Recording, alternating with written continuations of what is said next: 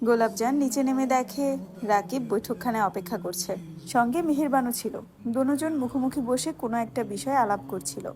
যখন গোলাপজান নেমে আসলো তখন মেহেরবান রাকিবকে ইশারা দিল।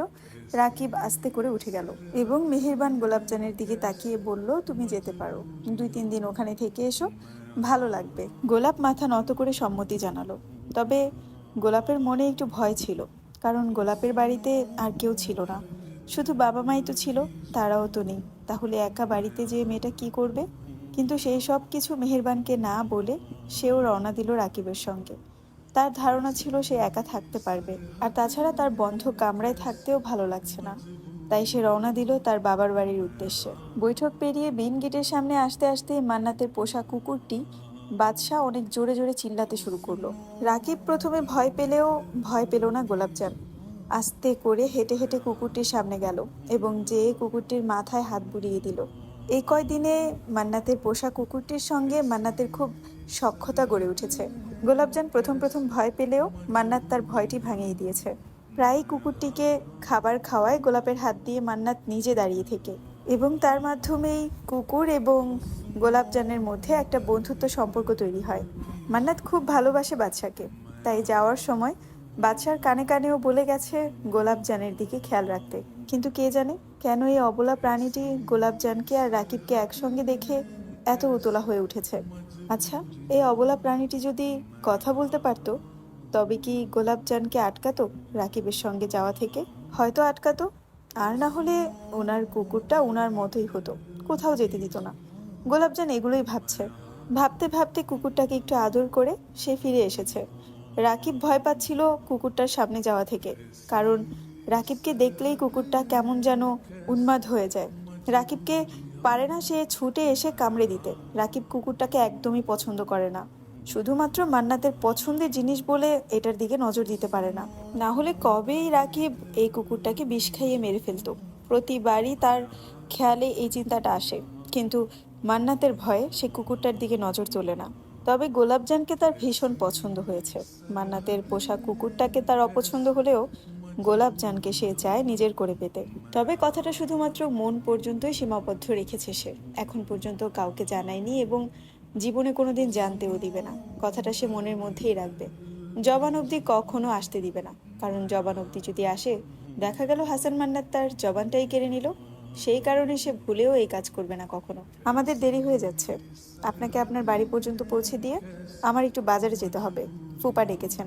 গোলাপজান আস্তে করে বাদশার পাশ কাটিয়ে চলে আসে এবং রাকিবের সামনে এসে বলে, চলুন। এদিকে মান্নাত ঢাকায় এসেছে প্রায় 4 দিন হতে চলল। আফতাব হাসান এত কাজের চাপ রেখেছে তার জন্য, আগে জানলে মান্নাত কখনোই গোলাপজানকে রেখে আসতো না, সঙ্গে করে নিয়ে আসতো। কিন্তু আজ মান্নাতের খুব মনটা কুগাইছে। কে জানে মান্নাতের ছোট্ট বউটার কি খবর, কেমন আছে মেয়েটা? মেয়েটা অনেক অবুঝ, বুঝে কম, তবে একদম বেশি কথা বলে না। মান্নাত চায় মান্নাতের সঙ্গে মান্নাতের বউ একটু কথা বলুক, কিন্তু গোলাপজান কেমন জানি চুপচাপ। আচ্ছা, মেয়েটার জীবনটা কি এমন হওয়ার কথা ছিল, নাকি আরো উচ্চবিলাসী জীবন হওয়ার কথা ছিল? মেয়েটা কেমন যেন মন মরা হয়ে থাকে। ওর ভাগ্যে তো এত দুঃখ কখনোই লেখা ছিল না, তবে লিখলো কে? এই সব কিছুর জন্য কি মান্নাত নিজেকে দায়ী করবে, নাকি অন্য কাউকে? এইসব ভাবনা চিন্তার মধ্যে হঠাৎ করেই মান্নাতের কেবিনে ঢোকা পড়লো। মান্নাত সাহেব, ডুকমনিহি, আপনার পিয়নে আমারে কইলো আপনি আমার ডাকতেছেন। জি হায়দার সাহেব, আসুন। তারপর মান্নাত হাতের ইশারায় তার অপোজিটের চেয়ারটা দেখিয়ে বলল বসতে। হায়দার সাহেব মূলত মান্নাতদের জায়গা বেচা কিনা করার ব্যবসায়িক পার্টনার। ঢাকা সূত্রাপুর এলাকায় তাদের বেশ কয়েকটা ব্যান্ডারের দোকান আছে, যেখানে দলিল লেখালেখি হয়, এবং সেখানেই তাদের জায়গা সম্পর্কে অনেক আলাপচারিতা চলে। এবং সূত্রাপুরেরই একজন স্থানীয় ব্যক্তি হচ্ছেন হায়দার সাহেব, যে কিনা পুরান ঢাকার মধ্যে জায়গা কেনাবেচা করার জন্য বেশ নাম কামিয়েছে। এছাড়াও আফতাব হাসানের সঙ্গে তার আলাদাভাবে একটা বন্ধুত্ব সম্পূর্ণ সম্পর্ক আছে। তবে সে হাসান মান্নাতকে খুব পছন্দ করেন, কারণ তার একটি মেয়ে আছে। সে চায় আফতাব হাসানের সঙ্গে তার বন্ধুত্ব সম্পূর্ণ সম্পর্কটা যেন আর একটু গভীর হয়। হায়দার মোল্লার মেয়ের নাম হচ্ছে নূরজাহান। বলতে গেলে হায়দার মোল্লার চোখের মনি হচ্ছে নূরজাহান, একমাত্র মেয়ে।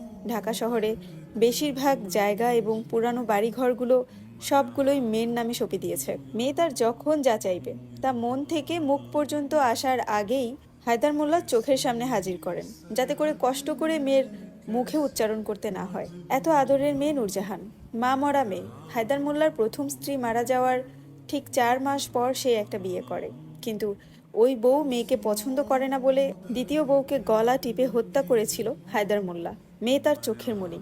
মেয়ের ব্যাপারে সে টু শব্দটুকুও কারো মুখে শুনতে চায় না। এরপর আর বিয়ে করার ইচ্ছেটুকু হয়নি হায়দার মোল্লার, কারণ সে চায় না তার মেয়েকে কেউ তুচ্ছ তাচ্ছিল্য করুক। জি, আপনাকে আমার দরকার ছিল, তাই আমি আমার পিয়নকে পাঠিয়েছি। হ পোলাডাই কইছে আমারে যে তুমি ঢাকায় আইছো। আচ্ছা, ঢাকায় আইছো ভালো কথা, আমার বাসায় গেল না কেলা?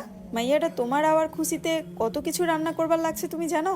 চিংড়ি মাছের মালাইকারি, সর্ষে ইলিশ, খাসির রেজালা, গরুর কলিজা ভুনা, হলুদ হলুদ ভুনা খিচুড়ি, লগে দেশি মুরগির রোস্ট। ফার্মের মুরগি খিলাইবো না তোমারে? এটার লেগে সকাল বেলা আমার মাইয়া আমারে বাজারে পাঠাইছে। মাগার মিয়া, তুমি 4 দিন ধরে ঢাকায় বইয়া রইছো, আমারে একটাবার খবর পর্যন্ত দিলা না। জগ্গা যা গেছে গা। মাইয়া আমার তোমার লেগে টিফিন কেরি বইরা খাউন পাঠাইছে, খায়া লইও।